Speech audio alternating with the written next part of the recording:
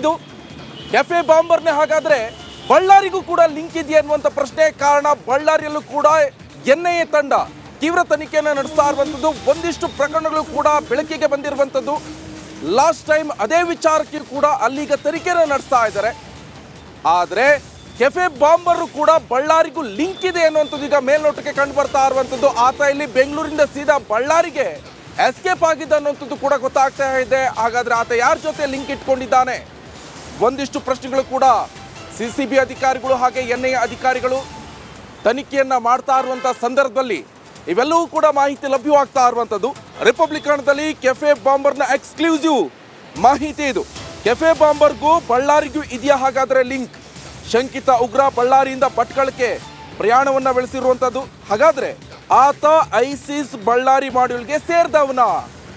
2008ರಿಂದ ಈ ಬೆಂಗಳೂರಲ್ಲಿ ಅಂದ್ರೆ ಕರ್ನಾಟಕದಲ್ಲಿ ಈ ತರ ಐಸಿಸ್ ಉಗ್ರ ಚಟುವಟಿಕೆಗಳು ಪ್ರಬಲವಾಗಿ ಕಾಣಿಸ್ಕೊಂಡಿರುವಂಥದ್ದು. ಈ ಬಾಂಬ್ ಬಿಡೋದು, ಸರಣಿ ಬಾಂಬ್ ಸ್ಫೋಟ ಇದೆಲ್ಲ ಕಾಣಿಸ್ಕೊಂಡಿರುವಂಥದ್ದು.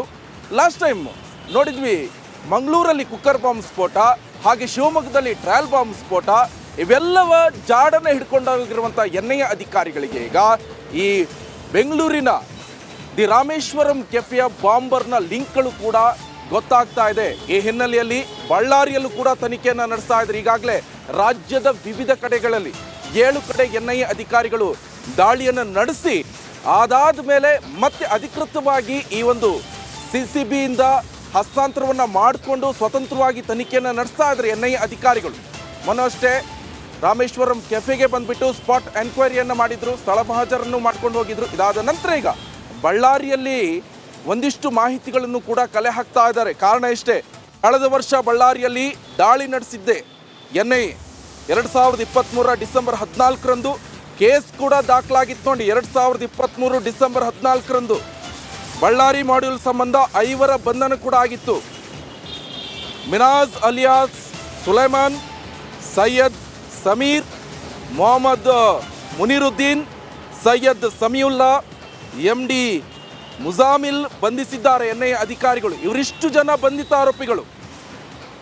ಸೊ ಈ ಬಂಧಿತರಿಂದ ಸಲ್ಫರ್, ಪೊಟ್ಯಾಷಿಯಂ ಹಾಗೆ ನೈಟ್ರೇಟ್ ಎಲ್ಲವನ್ನು ಕೂಡ ವಶಕ್ಕೆ ಪಡ್ಕೊಂಡಿದ್ದಾರೆ. ಈ ಬಗ್ಗೆ ಹೆಚ್ಚಿನ ಡೀಟೇಲ್ಸ್ ಅನ್ನು ಕೊಡ್ತಾರೆ ನಮ್ಮ ಕ್ರೈಮ್ ಬ್ಯೂರೋಯಿಂದ ಸುನೀಲ್ ಧರ್ಮಸ್ಥಳ್ ನೇರ ಸಂಪರ್ಕದಲ್ಲಿ ಜಾಯ್ನ್ ಆಗಿದ್ದಾರೆ. ಸುನೀಲ್, ತನಿಖೆ ಯಾವ ರೀತಿಯಾಗಿ ಸಾಗ್ತಾ ಇದೆ, ಹಾಗೆ ಏನೆಲ್ಲ ಮಾಹಿತಿ ಲಭ್ಯವಾಗ್ತಾ ಇದೆ? ಈಗಾಗಲೇ ಗೃಹ ಸಚಿವರು ಒಂದು ಹೇಳಿಕೆಯನ್ನು ಕೊಟ್ಟಿದ್ರು, ಆತನ ಎಲ್ಲೆಲ್ಲಿ ಪ್ರಯಾಣ ಮಾಡಿದ್ದ ಏನೆಲ್ಲ ಕ್ಲೂಗಳು ಕೂಡ ಸಿಗ್ತಾ ಇದೆ, ಆದಷ್ಟು ಬೇಗ ಆತನನ್ನು ಹಿಡಿತೀವಿ ಅಂತ. ಏನು ಡೀಟೇಲ್ಸ್ ಲಭ್ಯವಾಗ್ತಾ ಇದೆ? ನಿಕೇಶ್, ರಾಮೇಶ್ವರಂ ಕೆಫೆಯಲ್ಲಿ ನಡೆದಂತಹ ಸ್ಫೋಟಕ್ಕೆ ಸಂಬಂಧಪಟ್ಟಂತೆ ಈಗಾಗಲೇ ಒಂದು ಕಡೆಯಲ್ಲಿ ಎನ್ಐಎ ಅಧಿಕಾರಿಗಳು ತನಿಖೆಯನ್ನು ನಡೆಸ್ತಾ ಇದ್ದಾರೆ, ಮತ್ತೊಂದು ಕಡೆಯಲ್ಲಿ ಸಿಸಿಬಿ ಅಧಿಕಾರಿಗಳು ಕೂಡ ಈ ಸಂಬಂಧಪಟ್ಟಂತೆ ತನಿಖೆಯನ್ನು ನಡೆಸ್ತಾ ಇದ್ದಾರೆ.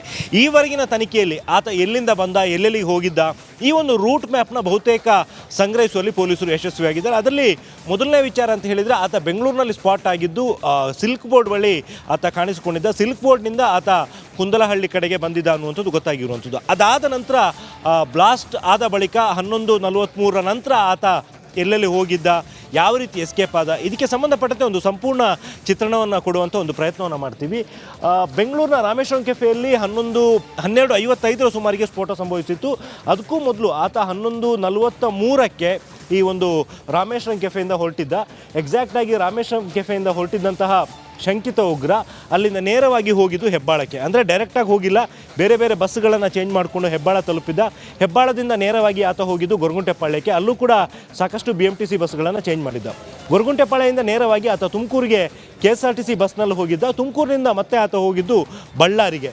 ಬಳ್ಳಾರಿಯನ್ನು ತಲುಪಿದಂತಹ ಶಂಕಿತ ಉಗ್ರ ನೇರವಾಗಿ ಭಟ್ಕಳಕ್ಕೆ ಹೋಗಿದ್ದಾನೆ ಅನ್ನುವಂಥದ್ದು ಸದ್ಯಕ್ಕಿರುವಂಥ ಒಂದು ಮಾಹಿತಿ. ಅಂದರೆ ವಿವಿಧ ತನಿಖಾ ಸಂಸ್ಥೆಗಳು ಈತ ಯಾವ ರೂಟ್ನಲ್ಲಿ ಹೋಗಿದ್ದಾನೆ ಅನ್ನುವಂಥಕ್ಕೆ ಸಂಬಂಧಪಟ್ಟಂತೆ ಮಾಹಿತಿಯನ್ನು ಕಲೆ ಹಾಕ್ತಾ ಇರುವಂಥ ಸಂದರ್ಭದಲ್ಲಿ ಈ ರೀತಿ ಆತ ಈಗ ಭಟ್ಕಳಕ್ಕೆ ಹೋಗಿದ್ದಾನೆ ಅನ್ನುವಂಥದ್ರ ಬಗ್ಗೆ ಕೂಡ ಒಂದು ಮಾಹಿತಿ ಲಭ್ಯವಾಗಿದೆ. ಈ ಸಂಬಂಧಪಟ್ಟಂತೆ ತನಿಖಾ ತಂಡಗಳು, ಬೆಂಗಳೂರು ಪೊಲೀಸರು, ಅದೇ ರೀತಿಯಲ್ಲಿ NIA ಅಧಿಕಾರಿಗಳು ಕೂಡ ಈಗ ಭಟ್ಕಳ ಸೇರಿದಂತೆ ಬೇರೆ ಬೇರೆ ಕಡೆಗಳಿಗೆ ಭೇಟಿ ನೀಡಿ ಪರಿಶೀಲನೆ ನಡೆಸ್ತಾ ಇದ್ದಾರೆ. ಒಂದು CCTV ಫುಟೇಜ್ಗಳು, ತುಮಕೂರು, ಬಳ್ಳಾರಿ ಮತ್ತು ಭಟ್ಕಳದಲ್ಲಿರುವಂಥ CCTV ಫುಟೇಜ್ ಸಂಗ್ರಹ ಮಾಡ್ಕೋತಿದ್ದಾರೆ. ಅದಕ್ಕೆ ಒಂದು ಮೇನ್ ರೀಸನ್ ಏನು ಅಂತ ಹೇಳಿದ್ರೆ, ಕೆಲವು ಕಡೆಗಳಲ್ಲಿ CCTVಗಳ ಬ್ಯಾಕಪ್ ತುಂಬಾನೇ ಕಮ್ಮಿ ಇರುತ್ತೆ. ಕೆಲವೊಂದು 1 ವಾರ ಇರುತ್ತೆ, ಇನ್ನು ಕೆಲವೊಂದು 2 ವಾರ ಇರುತ್ತೆ. ಹಾಗಾಗಿ ಆದಷ್ಟು ಬೇಗ ಈ ಒಂದು ಫುಟೇಜ್ಗಳನ್ನು ಕಲೆಕ್ಟ್ ಮಾಡ್ಕೊಳ್ಳುವಂಥ ಒಂದು ಪ್ರಯತ್ನವನ್ನು ಮಾಡ್ತಾ ಇದ್ದಾರೆ.